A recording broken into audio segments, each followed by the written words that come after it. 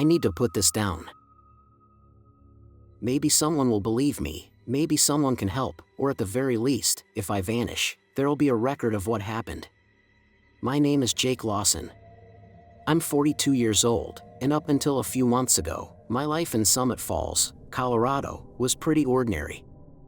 I had a solid IT job at a major tech company, a modest apartment, and a cat named Whiskers. Nothing thrilling, but it was steady. Then I came across some files I was never meant to see. I won't bore you with all the details, but let's just say the company was involved in some seriously shady dealings with user data, stuff that could destroy lives if it ever got out. I couldn't just look the other way. So, I did what I thought was right. I blew the whistle. Huge mistake. Within a week, I was fired. Not just fired, blacklisted. Suddenly, no tech company in the entire state would consider hiring me. My savings dwindled fast, and I started missing rent payments. Desperation set in, and I scoured job boards for anything that could keep me afloat. That's when I spotted the ad. Night receptionist needed. Shady Hollow Motel, Redwood Junction, CO, $50 per hour. 11 p.m. to 7 a.m. shift. No experience necessary. Immediate start. It seemed way too good to be true, but I didn't have the luxury to be skeptical. I dialed the number, and a gruff voice on the other end told me to come in that night for an interview, no resume required. The drive to Redwood Junction took roughly an hour. By the time I arrived, the sun was setting, casting eerie shadows over the Shady Hollow Motel. It was one of those classic roadside motels you see in movies along Route 66, long, single-story buildings with rooms lined up in a row, each with a parking space right in front. The neon sign flickered weakly, with half the letters burned out. I parked and headed into the office. A bell jingled as I pushed the door open. The place smelled of stale cigarettes and aged wood polish. Behind the front desk sat an elderly man, his face a network of deep wrinkles. He didn't look up from his newspaper. "Help you?" he grunted. Yeah. I'm Jake Lawson. I called about the night receptionist job." He folded his paper and gave me a sharp, assessing stare. "You sure you want it?" I blinked, caught off guard. "Yes, that's why I'm here." He nodded slowly. "All right then. You start tonight. 11 to 7. $50 an hour, cash. Any questions?" I had at least a million questions, but all I could manage was, "Don't you want to interview me?" He shrugged. "You showed up. That's all the interview I need. Job ain't for everyone." The pay was too good to turn down. "Okay, great. What do I need to do?" "Check in guests, keep an eye on things, and follow the rules." He reached into his pocket and pulled out a folded piece of paper, handing it to me. "Memorize these. Don't write them down, don't tell anyone about them. Break a rule, you're done. Got it?" I took the paper, my hand trembling slightly. "Got it. Good. See you at 11. I left in a daze, clutching the paper tightly. Once I was in my car, I unfolded it and read. Rules for night shift at Shady Hollow Motel. At 11:15 p.m., turn off the neon sign. Turn it back on at 6:45 a.m., not a second earlier or later. If you hear knocking from inside the ice machine, ignore it. Never open the ice machine between 2 a.m. and 4 a.m. Room 237 is permanently vacant. If anyone asks about it, tell them it's under renovation. If you see lights coming from that room, do not investigate. The office phone will ring at exactly 3:33 a.m. every night. Answer it, but do not say anything. Listen for exactly 66 seconds, then hang up. If a guest checks in under the name John Smith, give them the key to room 113, no matter what. Do not make eye contact with them. The vending machine in the lobby may occasionally dispense items that are not food or drinks. If this happens, dispose of the item immediately without touching it with your bare hands. At 5:55 a.m., lock yourself in the supply closet for exactly 5 minutes. No matter what you hear, do not come out early. I stared at the list, my mind racing. This had to be some sort of joke, right? Some kind of weird initiation for new hires.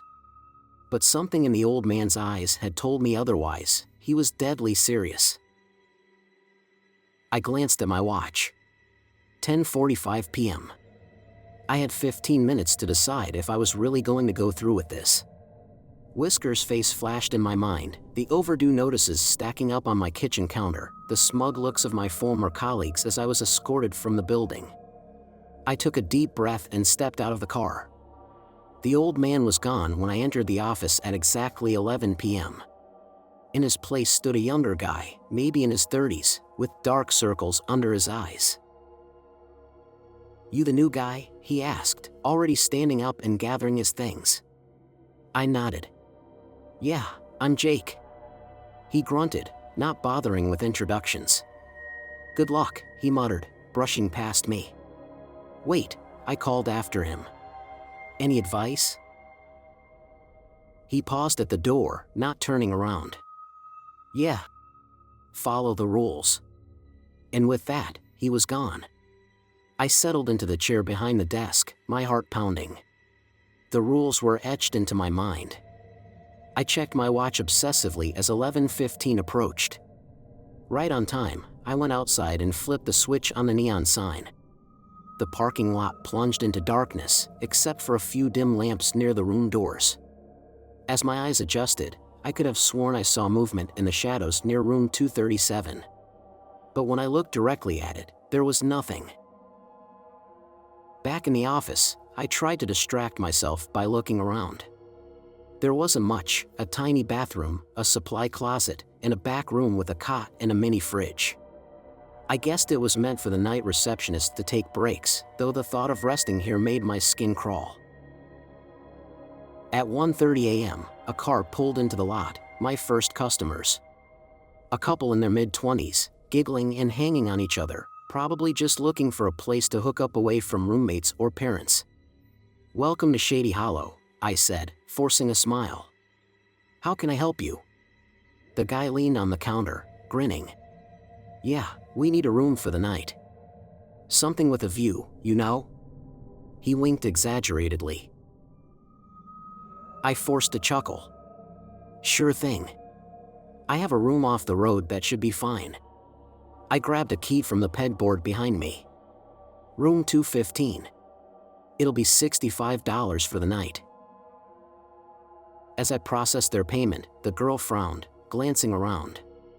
"This place is kind of creepy, babe. Maybe we should go somewhere else." My breath caught in my throat. "Please don't leave," I thought desperately. "I need this job." The guy laughed. "Ah, come on. It's got character. Besides, I bet it looks better in the daylight." "Right, man?" He looked at me expectantly. "Oh, absolutely," I lied smoothly. "The view of the nature in the morning is breathtaking. You'll love it." That seemed to satisfy them, and they headed to their room. I exhaled in relief. One normal interaction down. Maybe this wouldn't be so bad. I was wrong. At 2:17 a.m., I heard it, a soft thumping sound coming from the lobby. I froze, my blood turning to ice. The ice machine. It started gentle, like someone tapping politely. Then it grew louder, more urgent. I gripped the arms of my chair, my knuckles going white. Every instinct screamed at me to run, to get as far away from that sound as possible. But the rules echoed in my head: do not open the ice machine between 2 a.m. and 4 a.m. The thumping escalated, frantic now. It no longer sounded like knocking, it was more like something clawing to get out. I could hear a muffled voice too, distorted, indecipherable, but filled with desperation. I clamped my hands over my ears, squeezing my eyes shut. "It's not real," I whispered to myself. "It's not real, it's not real." After what felt like an eternity, but was probably just minutes, the noise stopped. The sudden silence was almost worse. I slowly lowered my hands, my ears ringing. My shirt was drenched in sweat. I checked my watch. 2:43 a.m. The ice machine still had an hour and 17 minutes left. I needed a distraction. I turned to the ancient computer on the desk, hoping for some mindless internet browsing, but as I jiggled the mouse, I realized the screen wasn't just dark, it was shattered, a spiderweb of fractures radiating from the center. That's when I saw the smear of something dark and sticky on the keyboard. I leaned in, curiosity momentarily overriding fear. It looked like blood, old and congealed. I recoiled, my stomach churning. The phone rang, making me jump. I glanced at my watch. 3:33 a.m. exactly. With a trembling hand, I picked up the receiver. Follow the rule, I reminded myself. Listen for 66 seconds. Do not speak. I pressed the phone to my ear. At first, there was only static. Then, slowly, I began to make out sounds beneath the white noise, whispers, too faint to understand. The static faded, replaced by what sounded like footsteps creaking across old floorboards, a door opening, then a voice. Crystal clear, as if the speaker was standing right beside me. "We've been waiting for you, Jake." I bit my tongue to keep from crying out. How did they know my name? The voice continued, low and menacing. "Did you really think you could escape? That you could just forget? Oh, Jake, you have so much to remember." The line went dead. I slammed the phone down, my heart racing. What the hell was happening? How could they know who I was? I stumbled into the bathroom and splashed cold water on my face, trying to calm down. When I looked up at the mirror, I froze.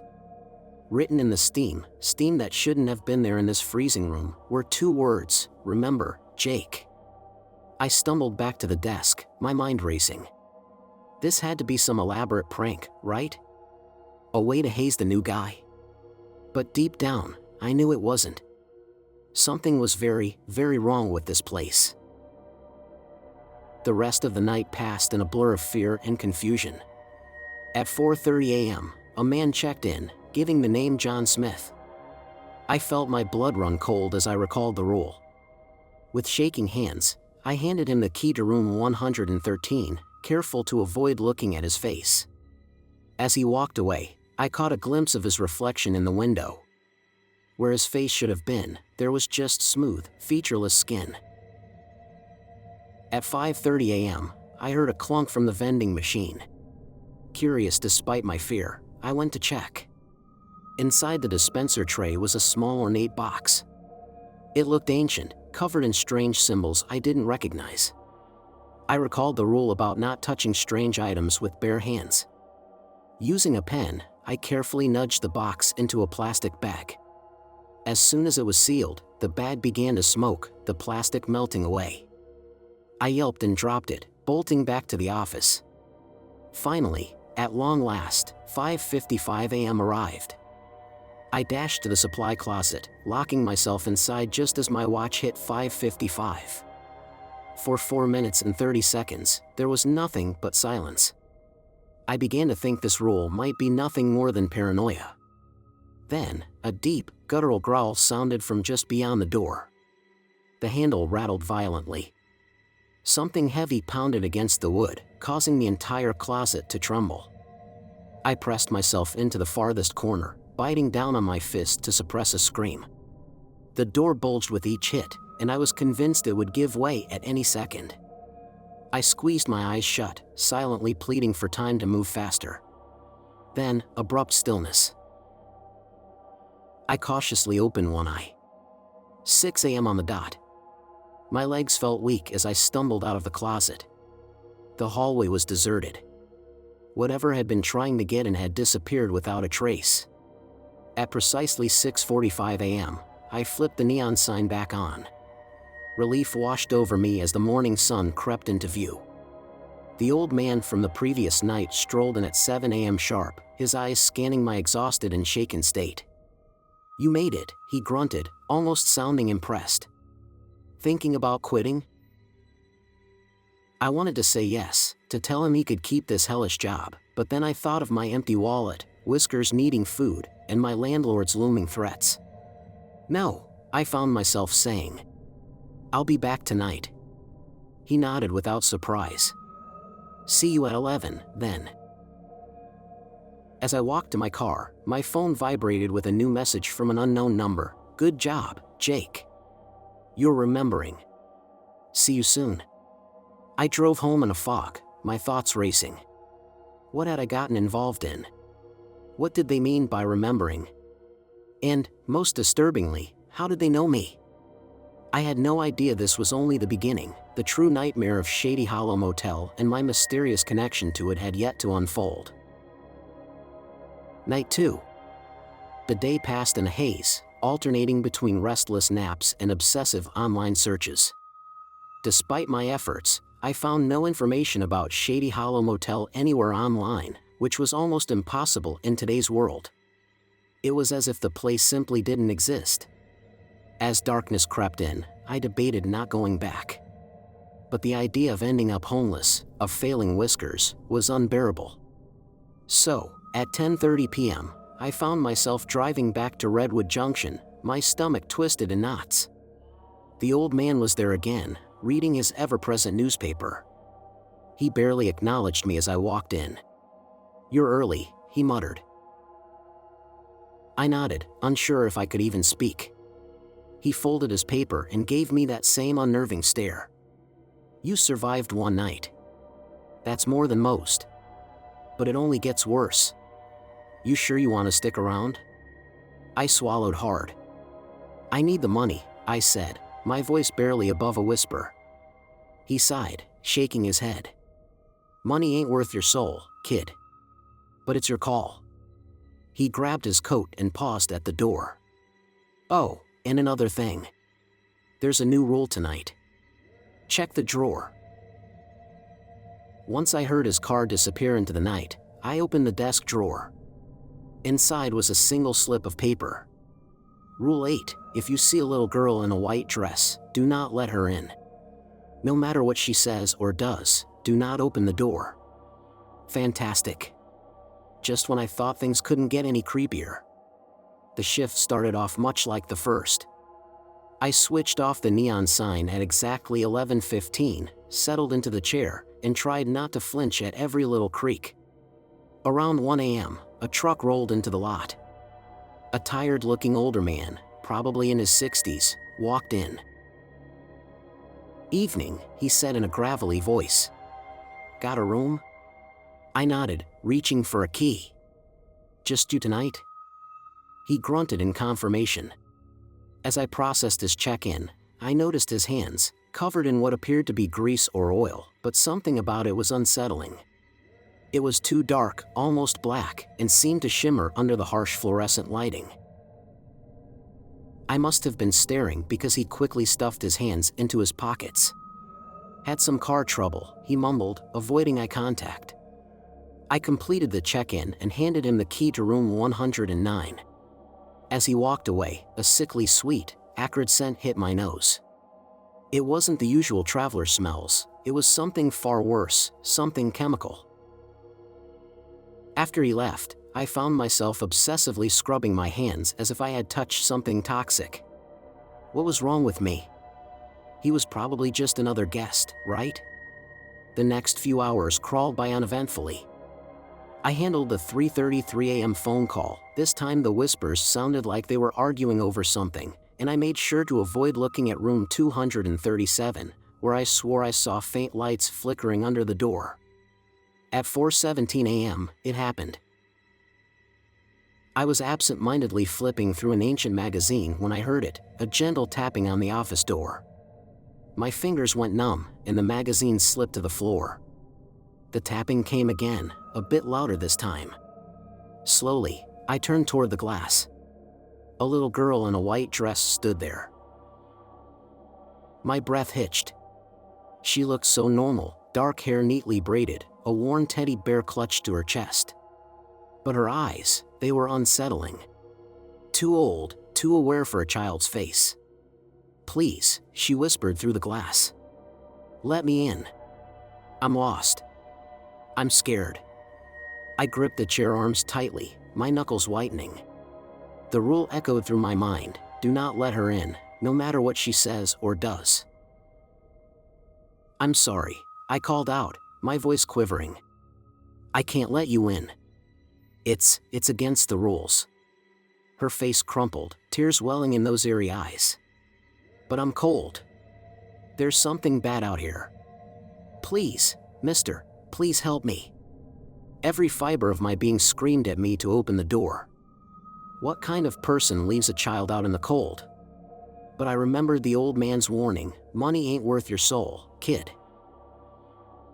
"I'm really sorry," I said, guilt gnawing at me. "I can't. But I can call someone for you, the police or..."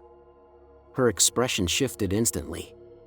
The tears vanished, replaced with an eerie, malevolent stare that sent chills down my spine. Her voice deepened, layered with something ancient and angry. "You'll regret this, Jake Lawson. You can't hide from your past. We'll make you remember. We'll make you pay." And just like that, she was gone, vanished into thin air.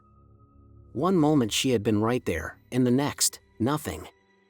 I sat frozen, trembling, wondering what I'd done to deserve this nightmare. Her expression shifted in an instant. The tears evaporated, giving way to a look of sheer malevolence that sent a shiver down my spine. When she spoke again, her voice was different, deeper, layered with an eerie chorus of voices, ancient and filled with malice. "You'll regret this, Jake Lawson," she hissed. "You can't run from your past. We'll make you remember. We'll make you suffer." Then she was gone. 1 second she was pressed against the glass, and the next, she had vanished as if she'd never been there.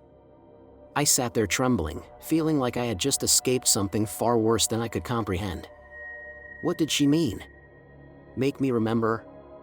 What had I done? The questions swirled in my head, leaving me dizzy with fear and confusion. I don't recall turning the sign back on or even noticing the old man's arrival. The next thing I knew, I was in my car, driving through the dim morning light. As I pulled into my apartment complex, my phone buzzed, another message from that unknown number. 2 down, 5 to go. The past always catches up, Jake. I deleted it with trembling fingers and stumbled into my apartment. Whiskers greeted me with an insistent meow, eager for breakfast. The normalcy of it, my cat, my messy apartment, the golden sunlight pouring through the windows, felt surreal after the night I'd endured. As I poured kibble into Whiskers' bowl, an unexpected wave of dizziness crashed over me. I gripped the counter tightly, squeezing my eyes shut as flashes of fragmented memories flooded my mind. A stark white room, the sterile smell of antiseptic, a man in a lab coat leaning over me, muttering something about memory suppression being successful. I gasped, my eyes snapping open. What the hell was that? A repressed memory? A figment of my imagination fueled by exhaustion? But deep down, I knew it was something real, something I'd been forced to forget.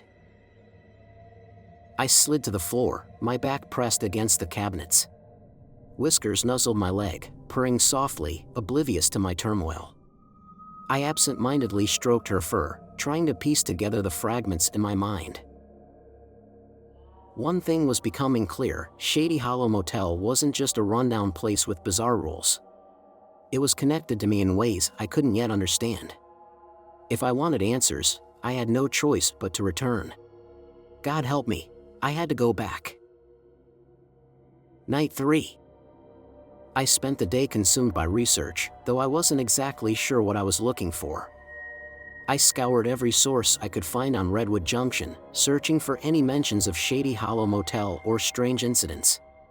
There was little to go on, just a handful of vague online posts from locals who had felt uneasy in that part of town. I also tried digging into my own past, hoping to stir some buried memory that might explain everything. but aside from the fleeting image in my kitchen, nothing surfaced. It was as if there was an invisible barrier blocking a part of my mind.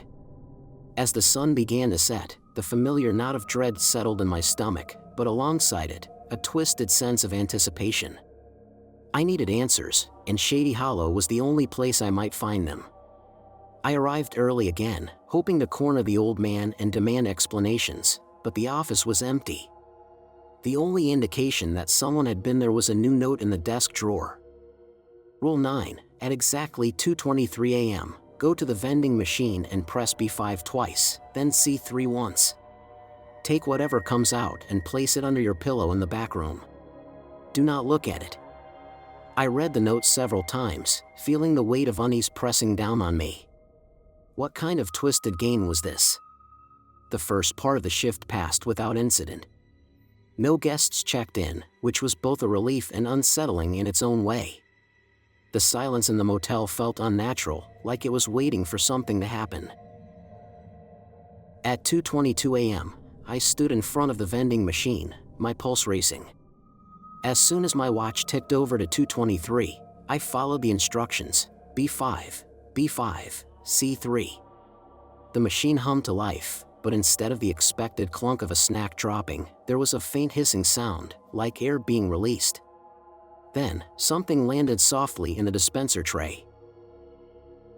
Sticking to the rule, I kept my gaze averted and reached inside.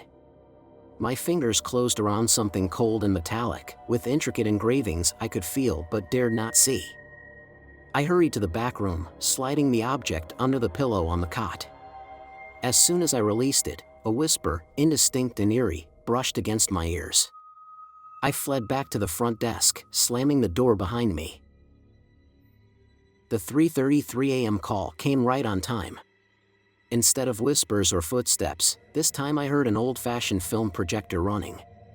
Then, a detached, clinical voice echoed through the line.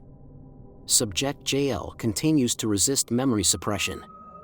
Recommend increased dosage and more aggressive reconditioning techniques. The line went dead. I sat frozen, the weight of realization settling over me. JL, Jake Lawson. They were referring to me. But what did they mean by memory suppression? Reconditioning?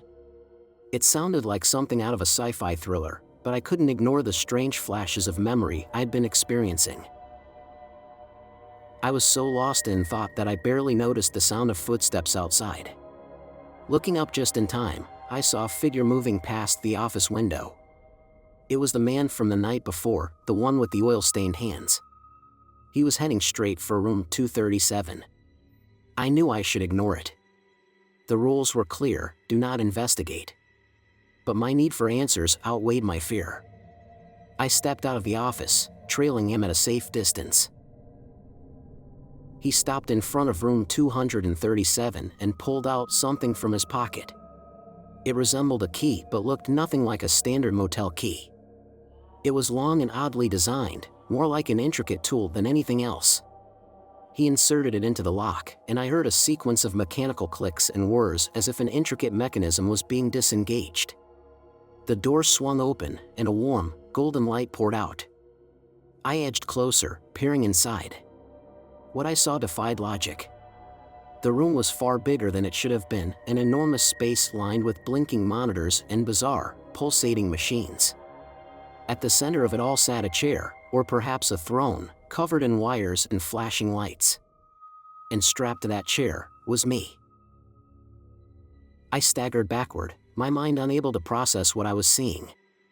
I was here, outside, but how could I also be in there? The man turned, his expression morphing into a snarl when he spotted me. I bolted, racing back to the office. Slamming the door behind me, I collapsed onto the floor, my chest heaving. What had I just witnessed? Was I losing my mind? I followed the remaining rules mechanically, the supply closet at 5:55, the sign at 6:45, but my thoughts were consumed by what I had seen. As I prepared to leave, the old man appeared, catching my arm. "You peeked where you shouldn't have," he said grimly. "Be careful, son. Some doors, once opened, can't be closed." I drove home, my head spinning. When I reached my apartment, an envelope was taped to my door. Inside was a single Polaroid photo of me, strapped to that chair in room 237, my face frozen in terror. On the back, written in red ink, "The experiment isn't over, Jake. It's just beginning." I collapsed onto the floor, gripping the photo with trembling hands. What had I gotten myself into? And more terrifying, how was I going to get out?